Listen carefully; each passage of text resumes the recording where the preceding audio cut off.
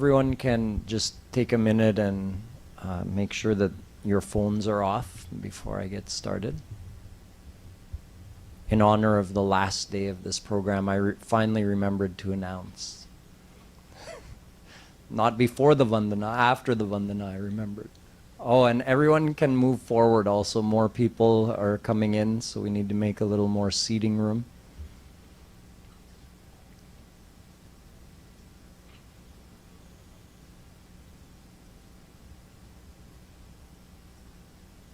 Thank you.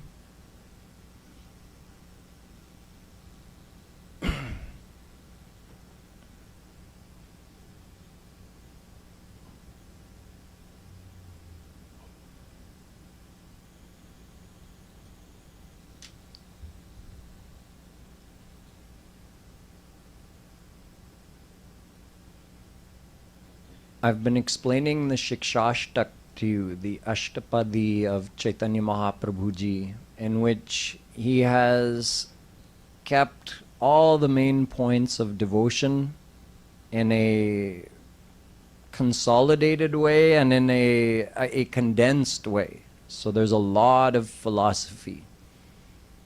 सागर में गागर भर दिया उन्होंने 8 श्लोकों में. So yesterday I left off with the explanation of a shlok explaining selfless bhakti.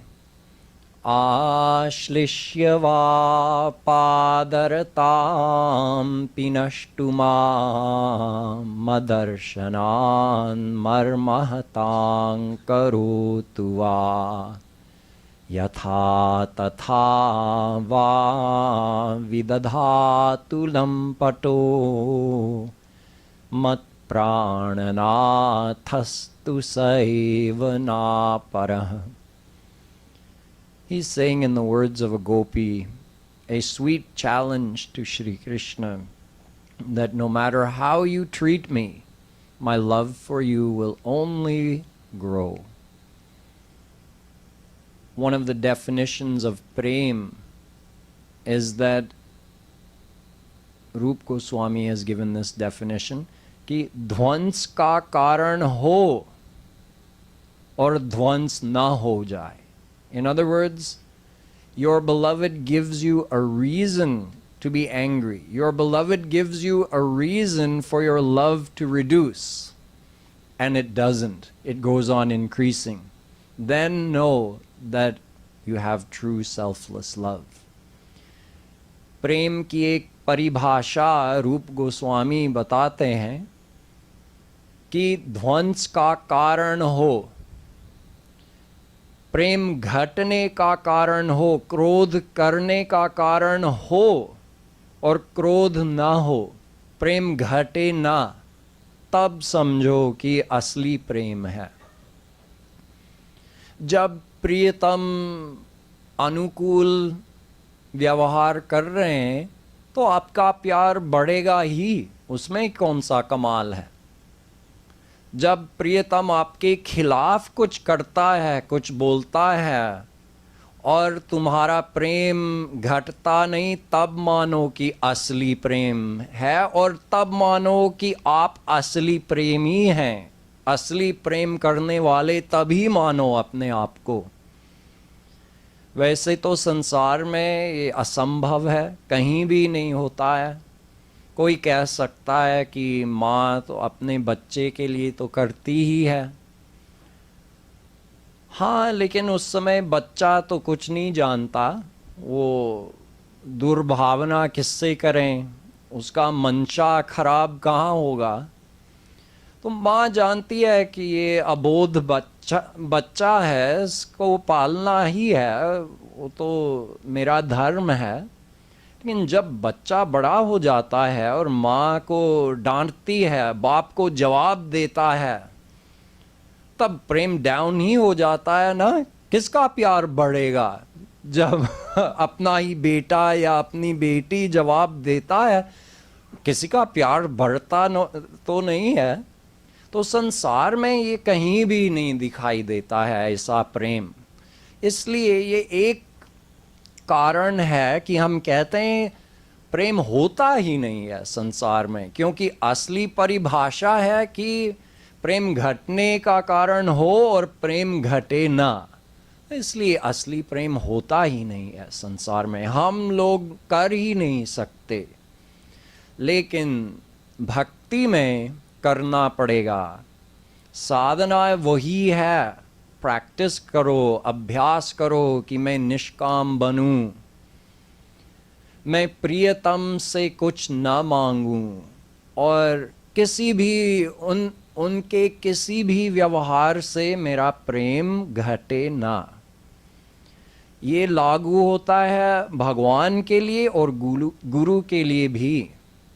हम लोगों में से हो सकता है कि कुछ लोग हैं जो कभी किसी भगवत प्राप्त महापुरुष, किसी असली गुरु से नहीं मिले हो,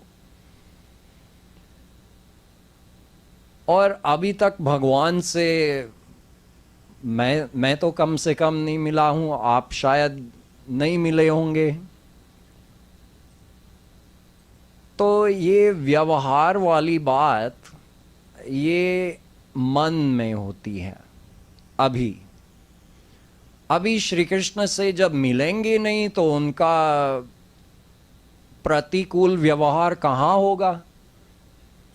इतना हम समझ सकते हैं कि हमारे जीवन में जो प्रारब्ध होता है, कुछ अच्छा हुआ कुछ खराब हुआ, कम से कम उसमें टांग न अड़ाए, न ये भावना न हो कि अरे भगवान आपने क्या किया, क्या कर डाला, ये अन्याय है, मेरा पड़ोसी तो झूठ ही झूठ बोलता रहता है और उसका जीवन सब ठीक ठीक है, पैसे हैं, बच्चे अच्छे हैं, पति भी अच्छा है, और मेरी लाइफ देखो क्या अन्याय है। मैं तो आपकी भक्ति करती हूँ, पड़ोसन तो करती ही नहीं। ऐसे हम भगवान को दोष लगाते हैं और हम शिकायत करते हैं। तो उसका मतलब है कि उस प्रतिकूल व्यवहार से, ये भगवान का व्यवहार समझो कि हमको कुछ खराब मिला है लाइफ में, तो उनका प्रतिकूल व्यवहार हो रहा है और हमसे रहा नहीं रहा है, हम उसको एक्सेप्ट नहीं कर पाते। तो उसका मतलब है कि अभी तक हमने ये सिद्धांत नहीं माना है कि प्रियतम कुछ भी करें डिवाइन वर्ल्ड में, डिवोशन में, संसार में ये ऐसा सिद्धांत मत अपनाओ, ये प्रैक्टिकल नहीं है। डिवोशन में ऐसा सिद्धांत, भक्ति में ऐसा सिद्धांत अपनाना है। और जब कभी आप किसी असली गुरु से मिलेंगे तब ज़रूर ये सिद्धांत उठाना है, ये सिद्धांत बिठाना है बुद्धि में। नहीं तो ऐसी बात होगी, अच्छा गुरुजी ने मुझे एक माला फेंकी, अच्छी है, धन्यवाद, आपने मेरे बारे में सोचा है, मेरी ओर देखा है और एक माला फेंका। लेकिन जो बगल में बैठी है उसको बहुत बढ़िया माला मिली। देखिए, हम ऐसे एनालाइज करते हैं और ये सिद्धांत भूल जाते हैं। अरे मानो कि गुरु चल रहा है, ये मैंने देखा है अपनी आँखों से कि कृपालु जी महाराज भी कभी कभी ऐसे करते थे, चलते थे मानो सबके बीच में, और मान लो कि सब की ओर एक एक देख रहे हैं, और जब आपकी बार आ गई, आपके सामने आ गए, आंखें हटाए, कहीं और देखे, आप ही छोड़े, सब की ओर देखे और आपकी ओर नहीं देखे। ऐसा मैंने देखा है। तो महाराज जी कहते हैं, कृपालु जी महाराज जब ये सिद्धांत समझाते हैं, ये कहते हैं कि असली प्रेमी, असली भक्त क्या सोचेगा जब ऐसा होता है? ऐसा सोचना चाहिए कि देखो प्रियतम का प्यार, मैं जानता हूँ क्योंकि मैं प्यार कर रहा हूं और ये भगवान और संतों का नियम है। वे इस नियम से बंधे हुए हैं कि जितना प्यार कोई भी जीव करेगा उतना ही प्यार उनको करना पड़ता है, उनका चॉइस नहीं है। तो आपको समझना चाहिए कि जब मैं प्यार कर रहा हूं तो उनको प्यार करना पड़ेगा। तो ये लीला देखो, इतना प्यार करते हुए भी आंख बचाया, आंख से आंख नहीं मिलाया, देखो उनकी लीला। तो बलिहार हो जाना चाहिए ऐसे गुरु या भगवान के व्यवहार से। हमको जो असली प्रेमी है, हमको बलिहार जाना चाहिए उस पर। लेकिन अक्सर हम क्या कहते हैं, क्या सोचते हैं, अरे मुझे ही छोड़ के गए, सब की ओर देखा, ऐसे कैसे, प्यार तो नहीं करते मुझसे, सबसे प्यार कर, ऐसे हम सोचने लगते हैं। तो हमने पूरा सिद्धांत भूले हैं, भूले बैठे हैं। ये अभी कम से कम कृपालु जी महाराज तो हमारे समक्ष नहीं है, हम उनको देख नहीं सकते हैं, तो ऐसा व्यवहार भी हम उनके साथ नहीं कर सकते हैं। लेकिन फिर भी जब हम रूप ध्यान करते हैं, जब हम सेवा करते हैं, तो ये सिद्धांत रखना चाहिए। हाँ, श्री कृष्ण हैं, श्री कृष्ण आ गए, तो रूप ध्यान में कैसे व्यवहार करना है, तभी भी ये सिद्धांत याद रखना चाहिए। तभी हम अभ्यास करते करते निष्काम बनेंगे। गुरु की कृपा से हो जाएगा यदि हम कोशिश करें तो। So I've been explaining, just recapping yesterday, that in the words of a gopi, Chaitanya Mahaprabhu ji is saying, no matter how Shri Krishna treats me, whether he showers his affection on me or whether he does the exact opposite, shows an angry face to me and tells me to get out, or whether he just becomes completely neutral and even pretends he doesn't know me, doesn't even recognize me, in all three of these situations, my love for him will go on growing. Saints give one example. Tulsidas ji has given this example. Jache barah maas piye papiha swati jal. There's one bird, it worships the Swati constellation, which is only in the ascendant for 2 weeks in the autumn. So this bird will only drink the water that rains when Swati is in the ascendant. अपने प्रियतम का ही जल पिएगी ये चिड़िया, ये पक्षी केवल वो जल पीता है साल भर, केवल उन 2 हफ्तों में। जो जल बरसता है उस समय वही जल साल भर पीता है, उसके बाद उसके अलावा कुछ नहीं, साल भर कुछ नहीं पीता है। सोचिए और देखिए उसका प्रियतम कैसे व्यवहार करता है उसके साथ। पविपाहन दामिनी गरजी झरी झकोरी खरी खीजी, रोष न प्रियतम दोष लखी तुलसी राग हिरीजी. Tulsidas ji is saying that look at this bird, it's so sweet, it is so dedicated to this Swati constellation that it only drinks that water that rains down during those 2 weeks, even though his beloved keeps testing him all year long. What happens? Thunder, lightning, hail, dry spells, wind. So in other words, his beloved is behaving in a pratikul way with him. He's behaving obstinately. He's behaving in the opposite of an affectionate way. But that bird doesn't, वो हिलता नहीं है, अपने निष्काम प्रेम से हिलता नहीं है. हाँ, करो करो, मैं दिखाता हूँ असली प्रेम, मैं हिलने वाला नहीं हूँ. And then only drinks that water. In fact, one time such a bird was flying around on a very hot day in the summer and couldn't fly around anymore, so the bird alighted in a tree. And then the bird thought, wait a minute, this tree has been drinking water not from Swati, so I shouldn't sit in this tree. Got up, started flying around again. But it was too hot, so he was getting dizzy, so he landed in another tree, and then he said, no, this tree's also drinking the water, not from my beloved Swati. So the bird kept flying around, and finally the heat got too much, and he was becoming unconscious, and he happened to be flying over Ganga Ji at this time, and as he was diving down, he knew he was going to die. He thought, oh, koi baat nahi, that's good. I'll die with Ganga Jal in my mouth, so I'll get mukti.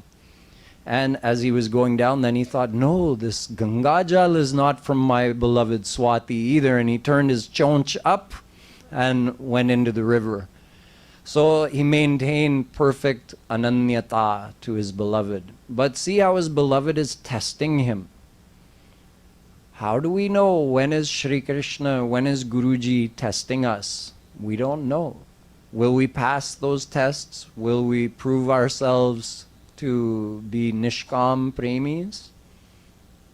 There's one more aspect of this, or one more way to keep all of this in mind. Always think Tat Sukha Sukhitvam, Naradji's words. Be happy in Krishna's happiness. That's the total philosophy. We all want to be happy, no doubt. We're not abandoning our desire for happiness, but there are many levels of happiness. You could be happy causing pain to someone else, tamas happiness. You could be happy enjoying the sensual pleasures of the world like ice cream, TV, whatever it may be, rajas happiness. You could be happy doing something good for someone else, sattvic happiness. You could be happy meeting God, that's divine happiness, but meeting God for your happiness. Not even thinking, how could I make Krishna happy? What does Krishna want? Not thinking that, but meeting him and getting divine happiness. That's divine happiness. It's better than sattvic, rajas, tamas happiness, which is all Mike. But there's another happiness beyond that. That's the happiness of Nishkam Prem with Shri Krishna, where you think, how can I make him happy? Unke sukh mein sukhi rehna, unki ichha mein ichha rakhna. Just one thought in mind, how to please Shri Krishna. So now think, when Shri Krishna is bound by the law, his own law, that he will love us however we love him, then it means if we love him selfishly, he'll also maintain a little bit of distance. Okay, you want your own happiness? I'll give you your own happiness.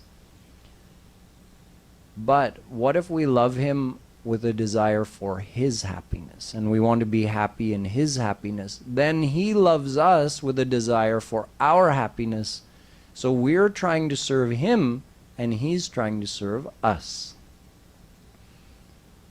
It's been described like this, almost like a horde, like a competition. Let's say a gopi is with Shri Krishna. So Shri Krishna is looking towards the gopi, and with his eyes, he's giving grace. The gopi receives the unlimited bliss of Krishna's prem.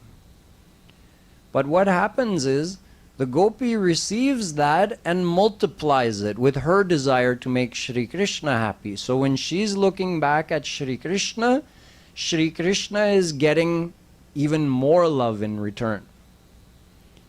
Sometimes people think, oh, what does Bhagwan need from us? Well, actually, Bhagwan experiences two kinds of anand. Swarupanand, he has unlimited bliss. He is the form of unlimited bliss. That's infinite. Swarupanand, जब अपने ही स्वरूप का अनुभव करते हैं, क्योंकि आनंद हैं ही श्री कृष्ण, लेकिन एक मानस आनंद भी है. There's one manas anand. When does Shri Krishna receive that anand, which is even greater than Swarup Anand? In the interaction with his saints, the God-realized souls, because they're competing. Shri Krishna multiplies the love he gets back from the gopi and gives it to her. She multiplies it and gives it back to him. So the experience of prem, the experience of bliss for both Shri Krishna and the saint, goes on multiplying forever. This is the greatness of Nishkam Prem. Now this brings us to the final shlok. In this final shlok, Chaitanya Mahaprabhu ji describes 7 stages of bhakti. You can say 7 stages of bhav bhakti, stages we go through as we progress on the path. So he says, Cheto darparnamarjanam bhavamahadavagni nirvapanam shreya kairav chandrika vitaranam vidyavadhu jivanam Anandam buddhivardhanam pratipadam purnamrita swadanam sarvatmasnapanam param vijayate Shri Krishna Sankirtanam. He says, by doing Shri Krishna Nam Sankirtan, which we've been discussing throughout this series. When he says that, remember, it means with faith that he is in his name, while doing Rup Dhyan, and with the grace of a true Guru. So while chanting Shri Krishna's name in this way, you progress through various stages, 7 stages. The first stage, Cheto Darparnamarjanam. This Darpan of our Chitta, the mirror of our heart, begins to purify. How? As we were talking yesterday, through the heat of viraha, in desire to meet Shri Krishna, and through washed by the tears of longing to meet him. So our heart starts purifying. If you think of the heart as a mirror, you've probably seen all different kinds of mirrors. If you ever went in an abandoned house or an old warehouse, there might be a mirror there that hasn't been cleaned in 20 years. And there's so much dirt built up on it, you can barely see a reflection in it. And then you've probably seen a mirror that maybe hasn't been cleaned in 1 year. It's got lots of dirt on it, but you can still see a little bit. And you've seen a mirror that maybe it's been 2 weeks since it was cleaned, a little streaking or some particles of dust. And then a mirror that's just been cleaned. It's shiny and perfect. Our heart could be in any of these stages, depending how much bhakti we've done. So stage 1 is the heart begins to purify. So when that happens, we begin like I was describing yesterday and the day before, we begin to experience some of that happiness in chanting Krishna's name. It's like there's something in the name. We don't know what it is. Now it's not even our doing. We take the name and something happens in here. That means the heart is purifying. In the second stage, the Davagni, the raging wildfire of sufferings of this world, the anxiety, the agitation of the mind. It's described in our scriptures as being tritap, three types of suffering. Tap literally means something that heats you up. So our mind gets heated up, not in a viraha, not in a positive way, from longing for Shri Krishna, but it gets heated up because of constant agitation from the world. We get agitated when somebody doesn't listen to what we say. We get agitated when we lose something or someone. We even get agitated when something good happens. That's the amazing thing, that even the pleasure of the world agitates the mind. It doesn't calm the mind. So all of this begins to subside. That Davagni starts to go down. And a devotee actually starts to feel peace. All of that agitation, anxiety, stress, it starts to go away. And finally, the devotee feels peace. Number 3, Shreya Kairava Chandrika Vitaranam. There's a lotus flower, a special species of lotus called Kumudini, which only blooms at night. In other words, it takes the cool rays of the moon to make it blossom. It won't blossom in the heat of the sun. So our happiness, our inner contentment, which is buried, see, we're all ansh of Satchidanand Bhagwan. So we all have the potential for blissfulness, but that's buried under all of the Mayic impurities. So now the chanting of the divine name, it has helped us purify our heart. It has pacified the raging fire of material sufferings and desires. Desire also agitates the mind. So the chanting of the name has done that, and the chanting of the name also acts like that full moon, like the rays of the full moon that fall on this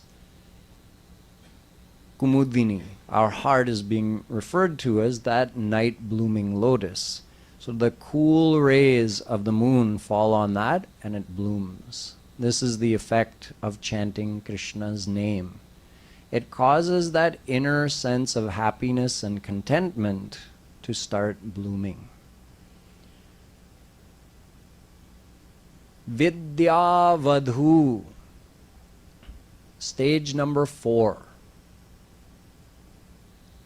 In stage number 4, the devotee practically realizes their relationship with Shri Krishna. Up until now, it's been theory. For us, it's theory with a little bit of experience, and the experience goes on growing and growing. And in the 4th stage of Bhav Bhakti, you hear the expression self-realization, Atma-gyan. You realize who you are. You know that you're the divine soul. This is only the 4th out of 7 stages on the path of bhakti. This actually exceeds the stage of Atma-gyan.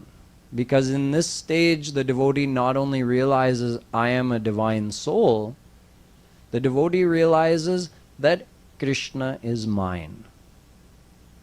So the statement tasyeyam shariram, becomes a reality for the devotee at that point.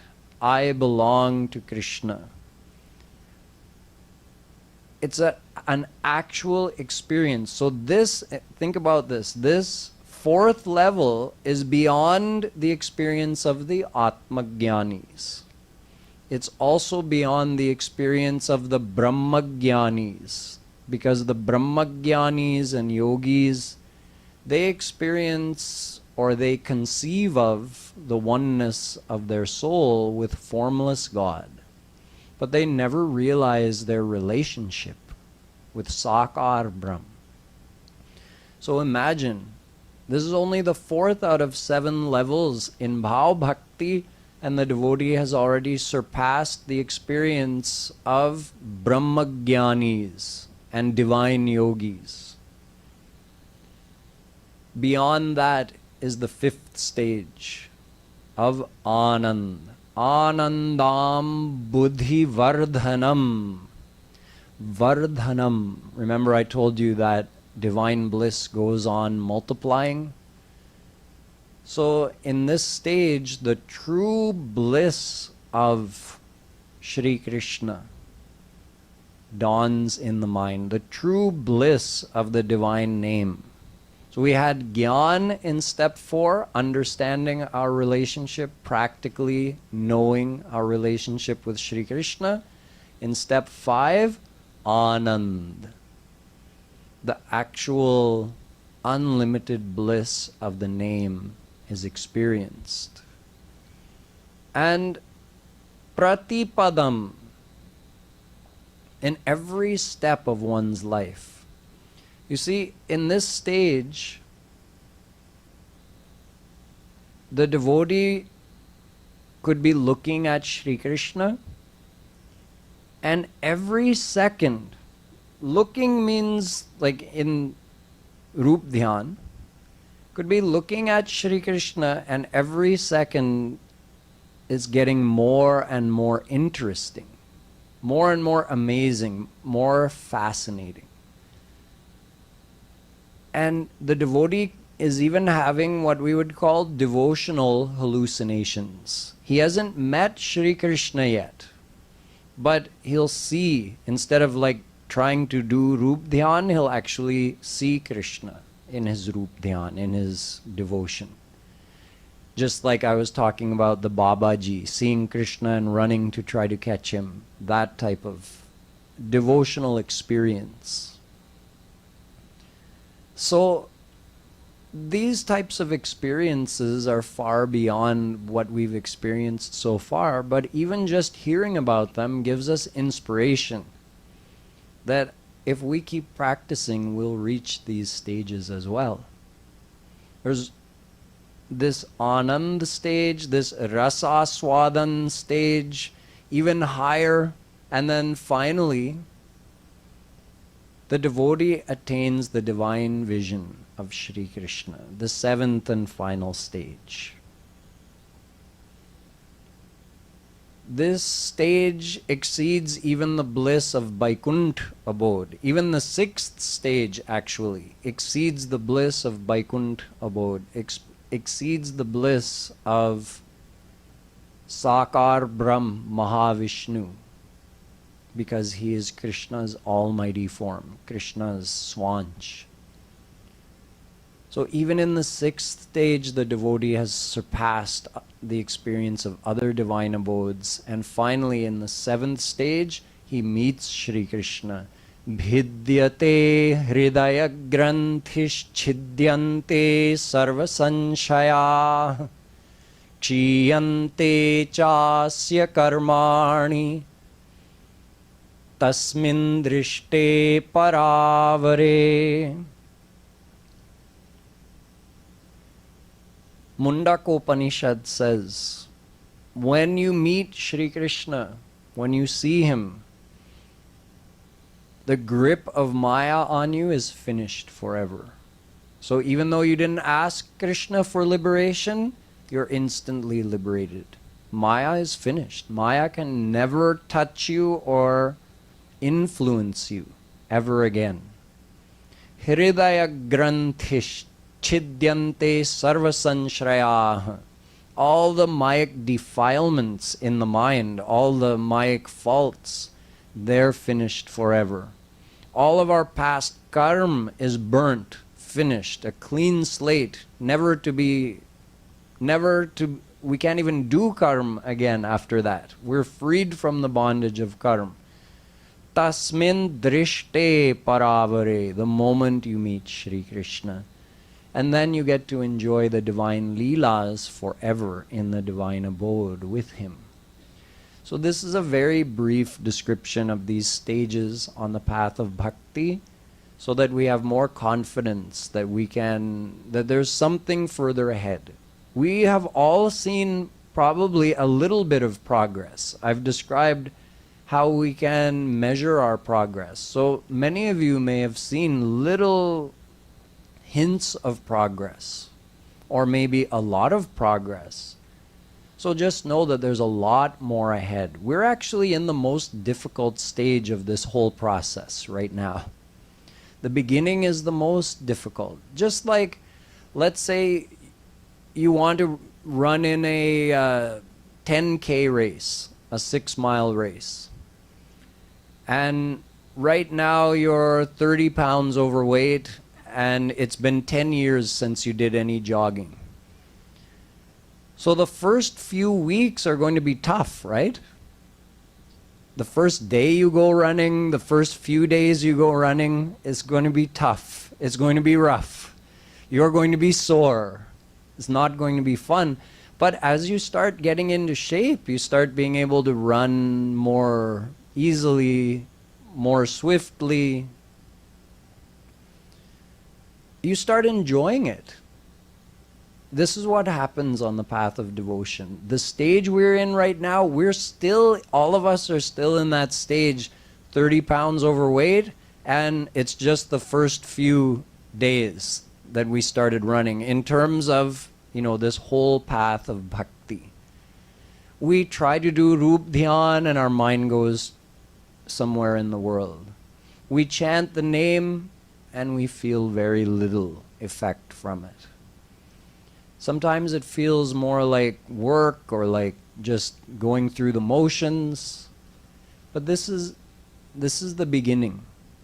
It gets better, it gets much better, and it gets easier.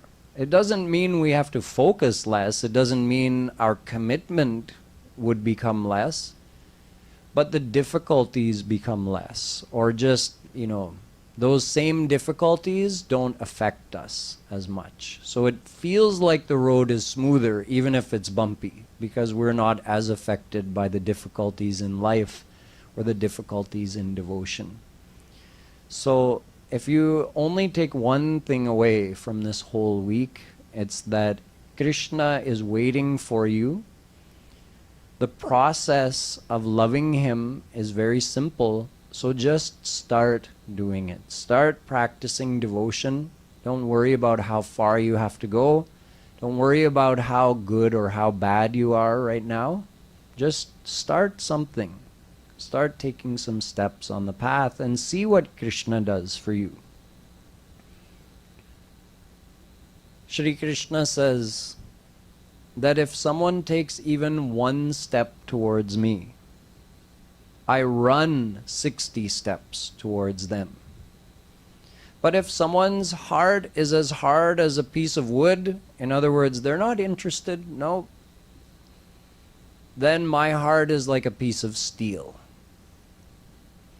So it's up to us. We have to let him in, right? If we're being proud and stubborn, no, I don't need Krishna. Okay, he'll stand off to the side too. He'll just watch, take note of our karma, and give us the consequences.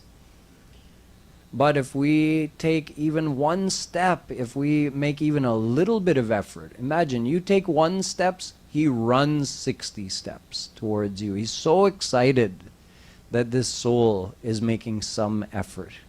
So make a little bit of effort and give him a chance to show how gracious he is. So this is my limited effort at trying to explain these amazing shloks in the Shikchashtak by Chaitanya Mahaprabhu ji, and hopefully we all take something out of this and improve our path of devotion. Boliye Vrindavan Bihari Lal ki. So we'll have